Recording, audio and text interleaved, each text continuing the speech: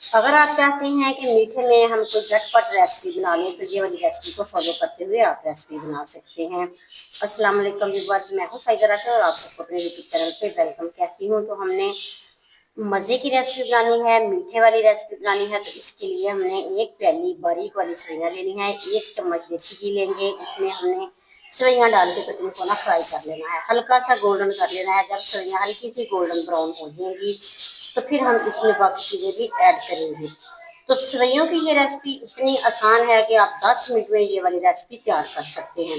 और इसके अलावा अगर झटपट घर में कोई मेहमान आ जाए तो फिर भी आप ये वाली रेसिपी मिनटों में तैयार कर सकते हैं और सिंपल तरीके से तैयार कर सकते हैं। तो हमने सेवइयों को भून लिया, जब ये गोल्डन हो गई तो हमने इसमें 1 लीटर दूध शामिल कर देना है। एक छोटी प्याली सेवइयाँ तो 1 लीटर इसमें दूध जाएगा और चीनी इसमें हस्बे जायका शामिल करेंगे। तो इसमें आप ड्राई फ्रूट वगैरह जो है अपनी पसंद के भी डाल सकते हैं, लेकिन हमने सिंपल तरीके से बनानी है।